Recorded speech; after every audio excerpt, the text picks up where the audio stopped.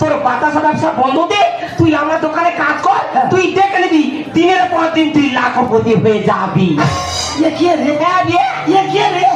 বৌদি আমি চিন্তা ভাবনা করেছি, এই ভেলিগুড়ি যদি না হয় সাইকেল চালিয়ে দুবাই চলে যাবো, দুবাই থেকে লাল ভেলিগুড়ি নিয়ে আমি বাতাসা ভরা আনবো।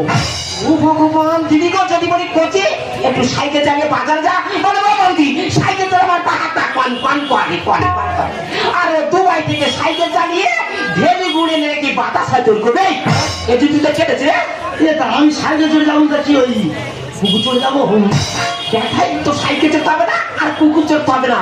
তোর দাদা মারা যাওয়ার পর, তোর দাদা মারা যাওয়ার পর আমার দোকানে এত সেল হচ্ছে, আমি একা দিয়েই উঠতে পারি না। দাদা মারা যাওয়ার পরে সেরেছি?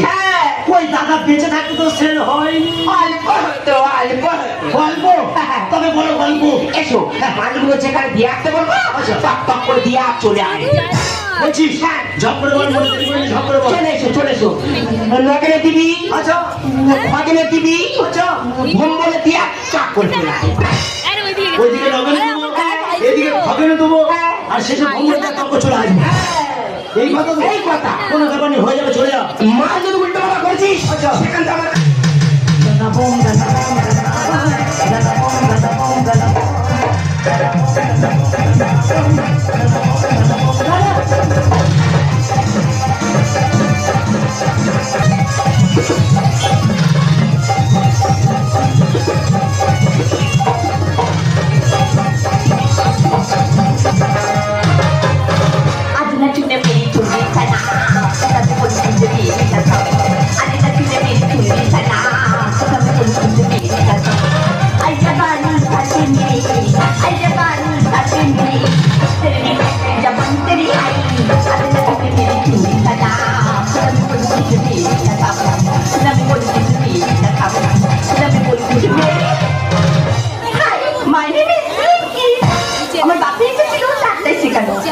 ডিগ্রি না পাওয়ার কারণে এখন আমি প্রত্যেক দোকানে দোকানে ওষুধ সাপ্লাই করছি।